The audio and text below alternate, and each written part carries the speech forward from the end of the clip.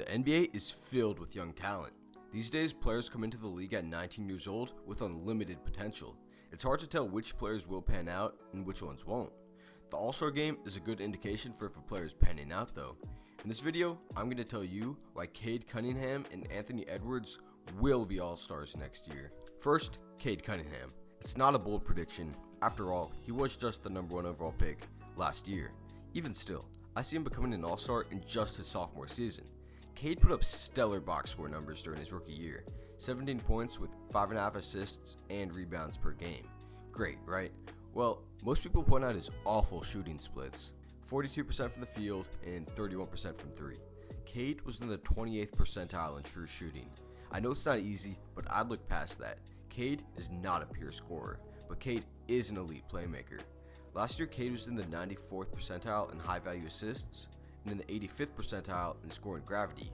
That means he creates open teammates and sets them up with high-quality shots, threes, and layups. It shouldn't take advanced stats to convince you of Cade's abilities, though. Cade has a ridiculous frame for a point guard, 6'6", 220 pounds, with extreme athleticism. In comparison, Luka Doncic is 6'7", 230 pounds.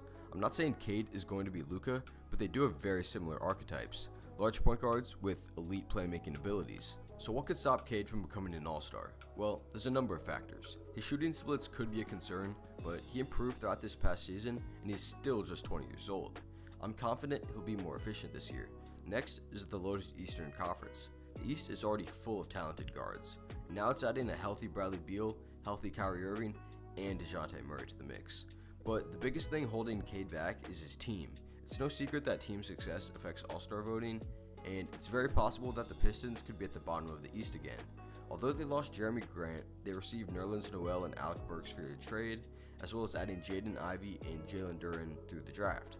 I think the floor for this year's Pistons team is still pretty low, but I could see them potentially fighting for a play-in spot. If the Pistons are contending for a play-in spot come All-Star break, I believe Cade will be an All-Star in 2023. Next is Anthony Edwards, another #1 overall pick. Ant was already a borderline All-Star last year. He came 10th in overall voting for Western Conference guards, and his stats were already All-Star caliber. But Ant is destined to improve next year. Ant has continued to better his efficiency from his rookie year, and the Rudy Gobert trade will open up a bigger role for Edwards. Last year, Malik Beasley shot 11 times per game, and his departure will leave an opening for someone else to fill in. Sure, the T-Wolves added Kyle Anderson and Austin Rivers, but I think a lot of the scoring will be delegated to Ant. Last year, Ant shot 17 times a game. This year, I'm predicting 19 or 20 shots a night. Another thing that will benefit Ant this year is the Timberwolves' record. I'm skeptical about the long-term implications of the Gobert trade from Minnesota, and if they can really be a championship contender, but there's no denying that a Rudy Gobert-led defense will result in regular season success. I predict that Ant will continue to elevate his game this year and average about 25 points per game. If that's the case, he will definitely be an All-Star. So that's why I think Cade Cunningham and Anthony Edwards will be All-Stars next year.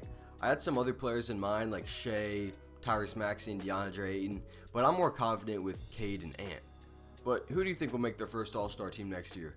Let me know in the comment section down below. Like always, I'm Lance with Ball Withdrawal. If you enjoyed the video, like, subscribe, keep an eye out for future videos, and I'll see you then. Thanks.